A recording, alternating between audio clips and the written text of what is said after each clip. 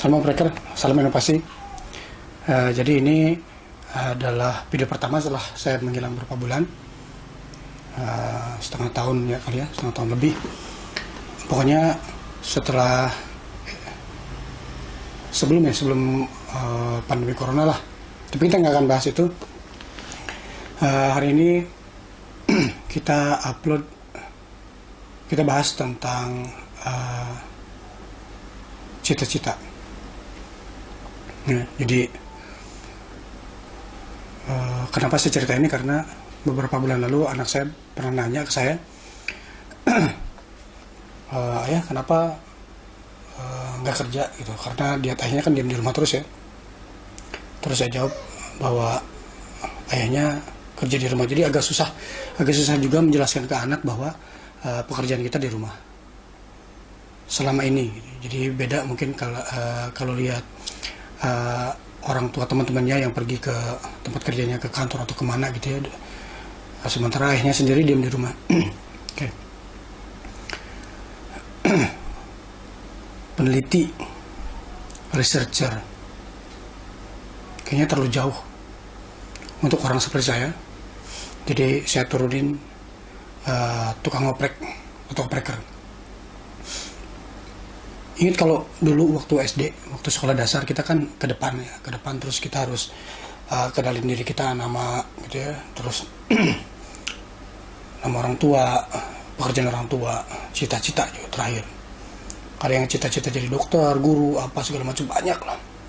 Giliran saya, karena almarhum ayah saya seorang teknisi di pabrik, jadi saya mengatakan cita-cita saya jadi teknisi. Bukan yang nggak pengen bilang pengen jadi ilmuwan gitu ya. Kan kalau kita lihat ilmuwan tuh ada di buku-buku, ada di TV ya, ada di film apa, penemu apa. Kayaknya kejauhan deh ya untuk, karena waktu itu masih kecil tapi ngerasa gitu ya. Satu, bukan orang yang pintar di kelas. Satu, malah cenderung ke bodoh kali ya di kelas. Nakal ya, kalau anak laki-laki bisa nakal. Terus susah. Saya tuh lahir dari keluarga miskin, makan aja susah gitu ya. Pagi nggak pernah sarapan, berangkat sekolah jalan kaki 1 jam, pulang jam 11, jalan kaki lagi 1 jam lagi, nggak makan jam 7 malam. Ketika ayah saya pulang kerja itu baru bisa makan. Kan jadi susah banget untuk jadi seorang peneliti gitu kan, harus sekolah tinggi ya. Mungkin di luar sana banyak sekali teman-teman yang sekolahnya tinggi banget. Ya beda kayak saya. Kalau saya kan susah ya, kalau saya sekolahnya nggak tinggi gitu. Jadi jauh lah kalau dibanding teman-teman yang sekolahnya tinggi. Nah, ini saya menjelaskan dengan agak susah menjelaskan ke anak bahwa pekerjaan saya itu di rumah tukang oprek, itu agak susah juga. Nah, mungkin di luar sana juga banyak teman-teman juga ada tukang oprek. Mau ngomong peneliti juga nggak bisa ya, karena rasanya berat gitu ya. Rasanya berat karena kayak terlalu tinggi gitu ya buat kita gitu ya. Padahal memang ya itulah pekerjaan itu, siapa lagi gitu. Jadi seringnya ada yang nyebut bahwa tukang ngoprek atau hobi ngoprek atau apalah, opreker gitu atau apalah. Padahal kerjanya hampir sama sih ya. Cuman mungkin beda kualitas laboratoriumnya gitu ya. Terus fasilitasnya apa segala macam, dan ya pastilah keilmuannya juga beda lah ya. Kalau kita kan otodidak gitu ya. Otodidak, nemu dari mana, informasi dari mana. Oke. Nah, balik lagi ke cita-cita. Jadi udah 12 tahunan lah saya kayak gini. Udah 12 tahun. Sebelumnya saya kerja di pabrik, perusahaan maksudnya ya, kerja di perusahaan. Jadi teknisi juga. Ini teknisi. Sekarang kenapa saya memilih seperti ini? Mungkin ya inilah takdir saya jadi seorang opreker gitu, tukang oprek. Nah, mungkin di luar sana juga teman-teman jauh lebih lama dari saya jadi oprekernya, mungkin sampai berapa tahun, berapa belas tahun, terus udah ngabisin dana riset, udah nggak kebayang gitu ya. Terus apalagi zaman pandemi kayak gini kan, ya mungkin yang dulunya kerja terus sekarang jadi di rumah gitu ya, yang biasanya ngoprek itu jadi apa, jadi pekerjaan utama yang tadinya bukan gitu ya.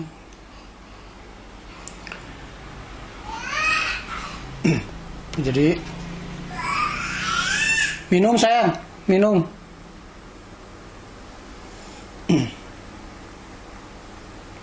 Oke, ada beberapa yang saya ketik di sini.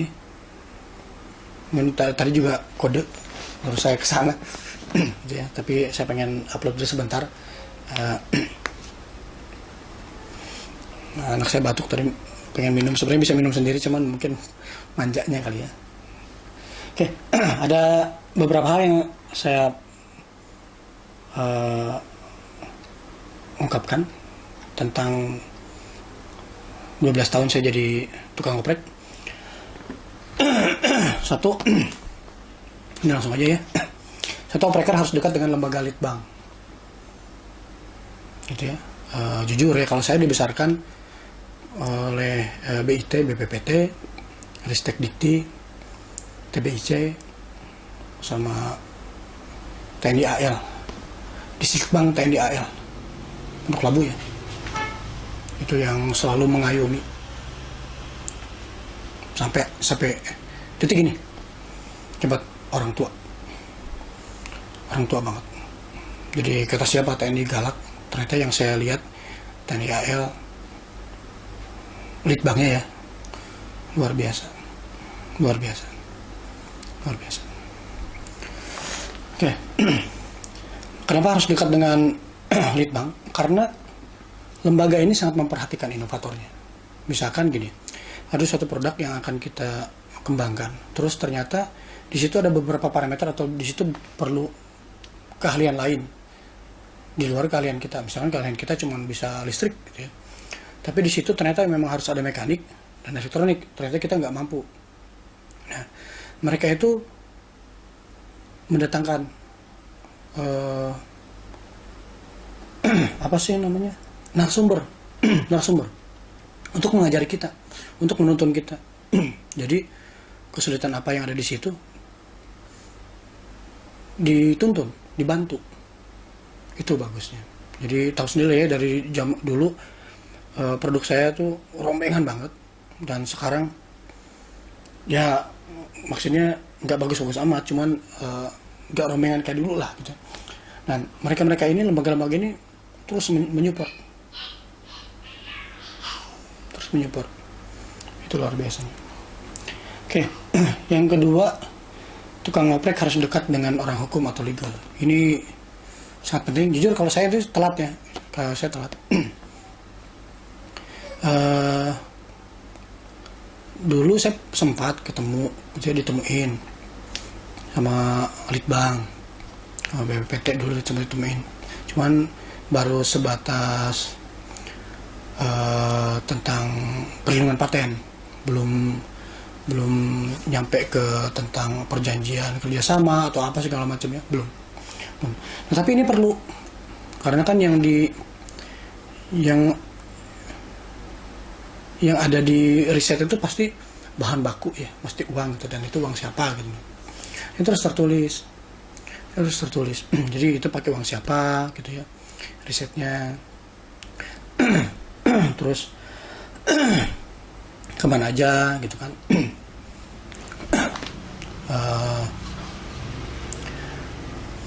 Terus nanti produknya mana gitu kan, kalau jelas ada produknya gitu.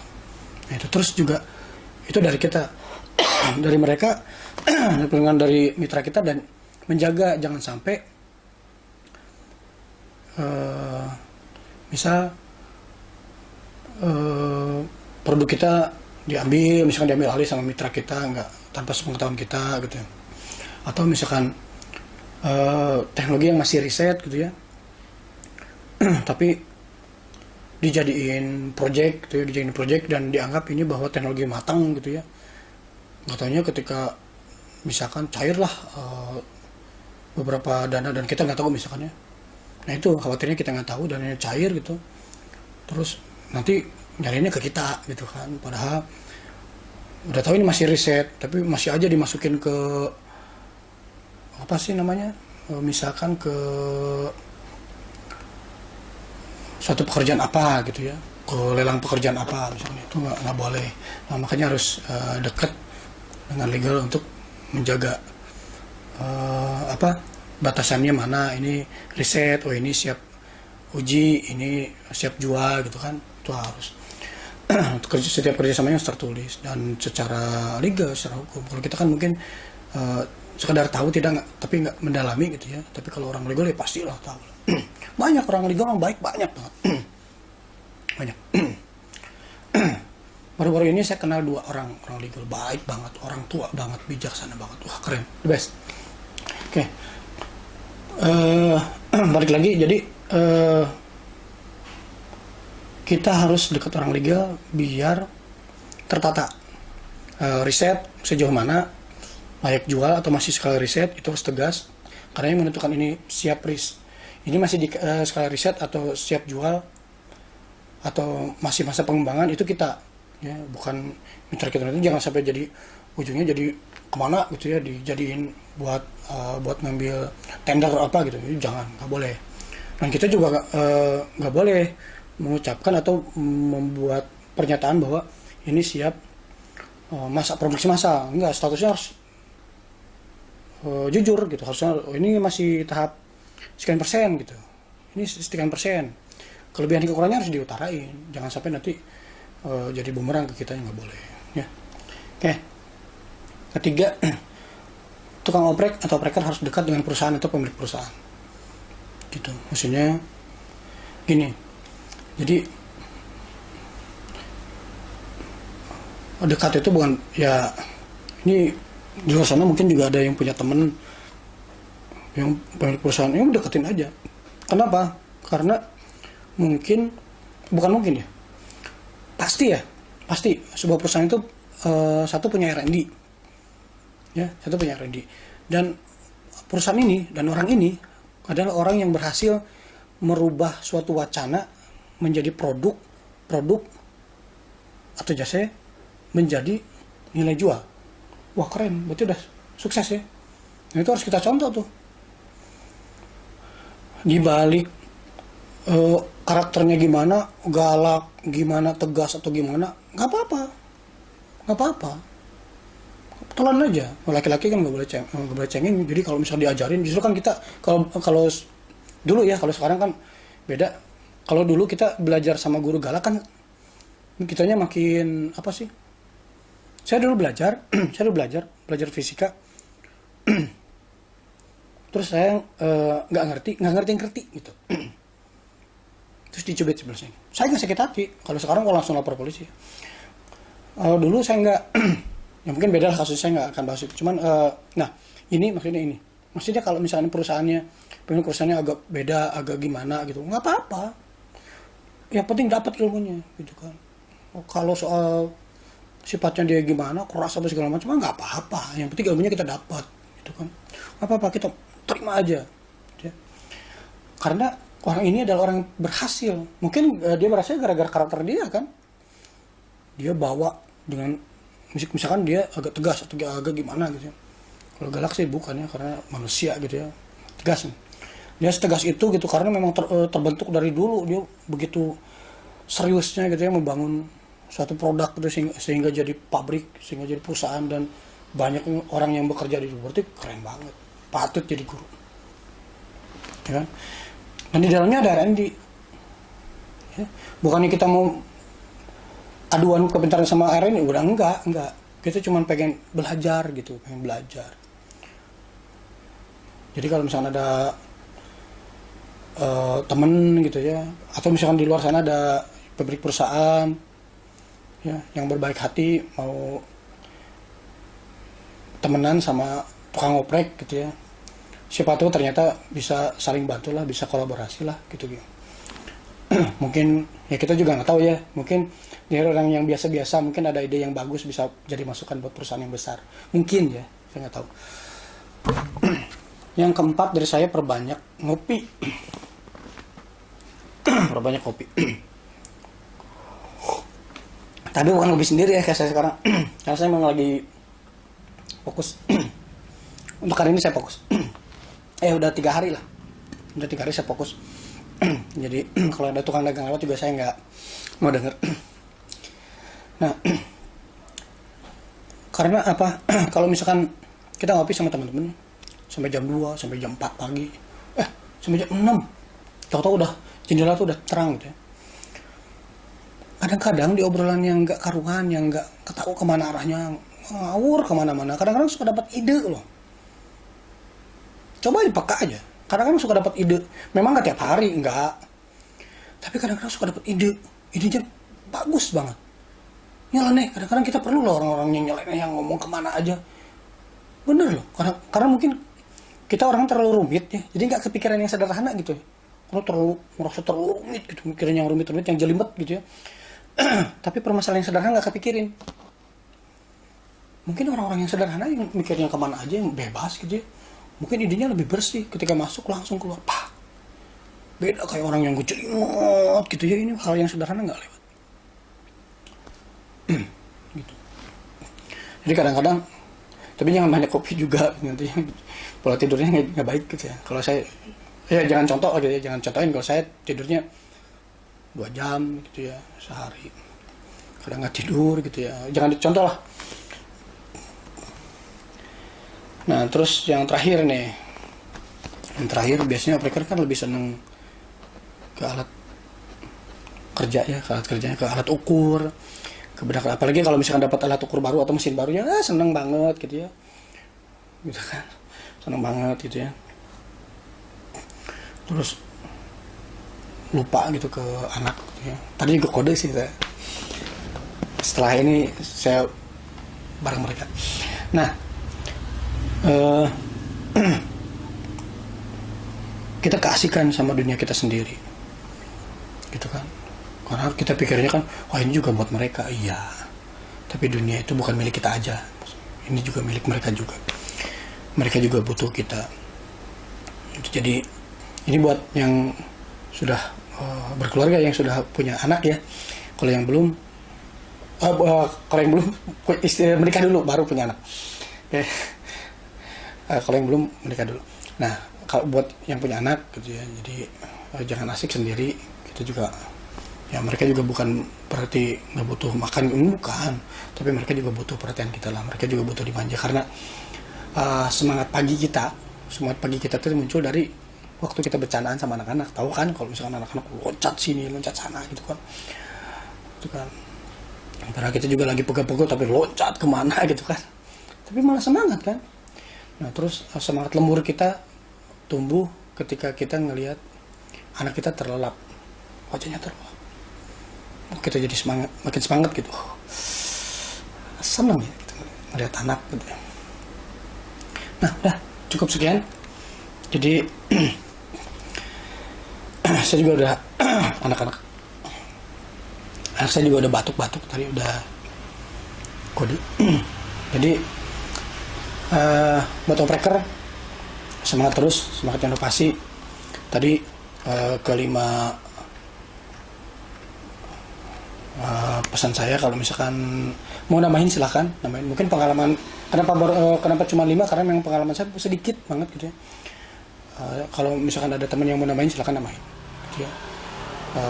Hari gini saya dapat pesan dari seseorang yang waktu ngobrol dia juga WhatsApp ke saya, tuh katanya baca, gue WhatsApp ketika saya baca pentingnya kolaborasi apa sih. Memang harus kolaborasi zaman gini ya, cari musuh mah gampang lah gitu ya. Paling gampang cari musuh mah, cari temen, yuk collab, yuk bareng, udah buang jauh-jauh energi negatif, kita bareng collab gitu ya. Pikirin hal positif, udah zaman susah, yuk collab positif gitu ya. Kerjain apa yang baik, kerjain apa yang berguna buat semuanya, buat banyak orang gitu. Buat opreker tetap semangat gitu ya.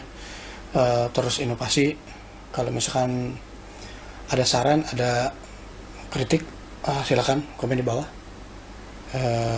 kedepannya mungkin saya akan upload sesuatu, tapi bukan, saya lagi kerjaan 3 produk, cuman itu nggak akan diupload. Mungkin ini baru dimulai tadi pagi, saya baru nyetak sesuatu. Mungkin nanti saya di sesi selanjutnya saya upload beberapa produk yang akan dijadiin konten. Kalau ini pernyataan saya kembali aja ke YouTube lagi, karena memang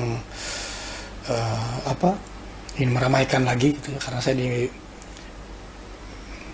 di medsos saya juga berhenti, di saya FB, Instagram juga saya berhenti, karena memang pengen fokus ada pekerjaan yang memang harus fokus gitu ya, yang harus fokus, sangat fokus gitu ya. Dan saya sedang mengumpulkan kekuatan agar kepercayaan diri saya tumbuh lagi gitu ya. Alhamdulillah sekarang udah mulai terkumpul, mulai terbentuk gitu ya. Jadi ya, semoga hal baik buat kita semua. Tetap semangat, jaga kesehatan, jangan lupa pakai masker gitu ya. Banyak berjemur juga hati-hati, karena UV juga nggak baik buat kulit gitu ya. Jadi sehat, tetap semangat, jaga keluarga ya. Salam inovasi, salam breaker.